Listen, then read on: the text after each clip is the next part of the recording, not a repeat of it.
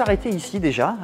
On a placé un dynamomètre isocinétique dans une petite salle à part. Alors on a la chance d'avoir 3 dynamomètres isocinétiques, 2 qui seront dans le grand espace et puis un ici qui est un petit peu à l'écart.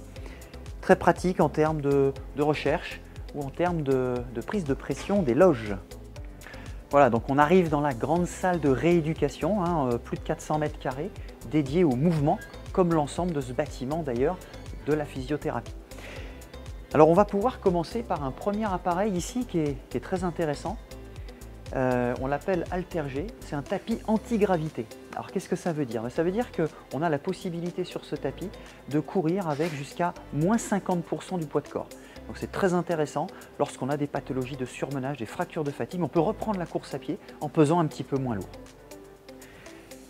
Et vous pouvez apercevoir derrière moi le mur d'escalade. Alors c'était une création qui était intéressante dans un espace comme ça et qui nous sert beaucoup dans la rééducation, notamment des patients neurologiques.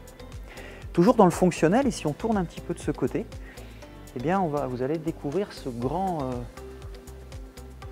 construction en métal ici qui va nous permettre d'avoir beaucoup de suspension, beaucoup de travail aidé avec ce qu'on appelle des TRX, des élastiques, etc. On peut même faire des groupes ici.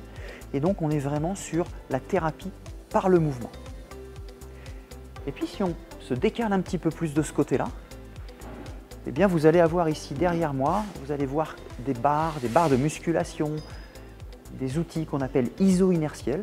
Il est très important de faire du fonctionnel, mais il est aussi très important de travailler la force. Et ça, c'est un des maîtres mots ici. On rééduque beaucoup la force musculaire avec des outils qui sont vraiment dédiés à un recrutement maximum des capacités du muscle.